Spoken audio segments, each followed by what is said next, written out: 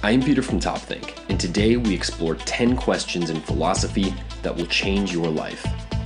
But quickly before that, make sure to subscribe to TopThink so you don't miss out on our new animated series about psychology, science, and lots of other nerdy stuff. Now, let's begin. Number 1, should you live for the present or for the future? Some people party all the time, others work all the time. Some people spend their money like it was their last day, while others save everything they can. This question in philosophy seems to define the choices we make and ultimately outlines our romantic lives, our careers, and pretty much everything else too. Ask yourself this: what are the things that you spend the most time doing? Then ask, do these activities satisfy immediate wants and needs, or those of the future? Number 2, do we have free will? Before you just quickly say yes, consider this well-known argument. Atoms and particles, from a scientific standpoint, behave in probabilistic ways. Even when you get a random number from a computer, it's not as random as you might think. In fact, RNGs, or random number generators, actually use extremely complex algorithms to generate numbers. The output appears to be random, and for all practical purposes is random, but in reality, it is not. So again, science tells us that atoms and particles behave in probabilistic ways, but our brains, which contain, so to speak, our consciousness, are made up of atoms and particles, logically leading to the conclusion that our minds behave in probabilistic ways. So answer me this: do we really have free will? Number 3, is an absolute truth possible? An absolute truth is something that is universally true, no matter the circumstances. For example, it's normally true to say that murder is wrong. But would it have been wrong to kill Hitler or Stalin before they executed all those people? Most would say no. So, can you name any truth that is absolute? Number 4, what does it mean to be conscious? Imagine this scenario. A robot exists such that it can respond to any question with decent accuracy. It can discern images like your eyes can, but with a camera. It can move. It can solve problems. It even recharges like you do when you sleep and consume food. Essentially, it has all of the functions of living animals, even if it has different levels of competence in some of these areas than we do. Now face reality. Some modern robots do have these functions. Naturally then, one must ask, what separates this robot from you, other than the fact that it is made from different materials? Number 5, what is the first thing you think about when you wake up in the morning? Mornings are generally when our mind is freest. In Latin, this is known as the tabula rasa, which translates to a blank slate.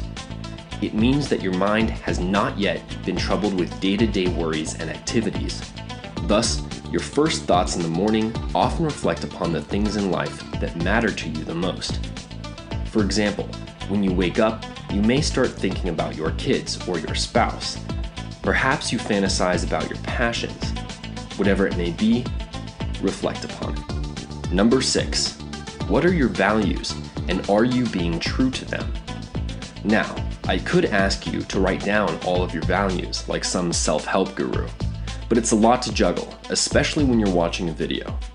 So just think about one of them. What is your number 1 value? Then answer the hard question: how true are you to that value? Number 7, if you could design your own life, how would you do it? You may think that this is really easy to answer. After all, you can have anything you want: an expensive car, the perfect spouse, a giant mansion, and 6-pack abs. But once you have all this, what do you have to look forward to? Would you live out the rest of your life just acquiring more stuff? And finally, would you be satisfied knowing that you did not actually earn what you have?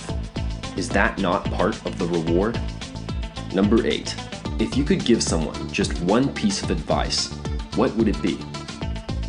Some common answers to this question are: always tell the truth. Do unto others as you would have them do unto you. Follow your passion. The inherent issue with this question is that it is limiting. You can only give them one piece of advice. Thus, when deciding on what to say, you must also consider the cost of not saying something else. In economics, this is a principle known as opportunity cost, and in our case, it becomes a big problem. Essentially, you must decide what is most important in life. Is it morality, happiness, love? Choosing one subject matter to give advice on sacrifices the others. So, choose wisely. Number 9. Is happiness the most important goal in life? Happiness takes many forms. We smile, laugh, and hug to express our happiness. All in all, it's pretty great. But is happiness the most important goal? Here is an argument against it. When you're 90 years old and looking back at your life, will you ask, did I enjoy my time here as much as I could? Or will you ask questions such as, am I satisfied and fulfilled? Or perhaps, did I make a difference in the world? Maybe enjoyment won't top your list after all. Number 10. How much freedom should people have? I live in the United States of America, a pretty free and open society. But do I have complete freedom? No.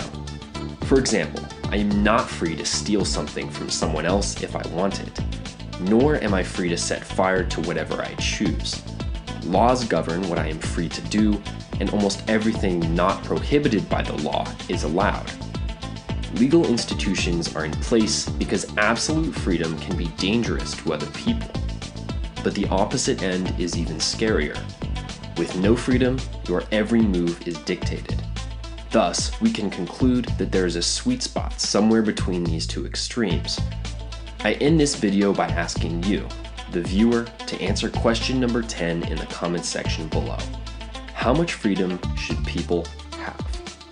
Thank you for watching TopThink, and be sure to subscribe for more fascinating content on this YouTube channel.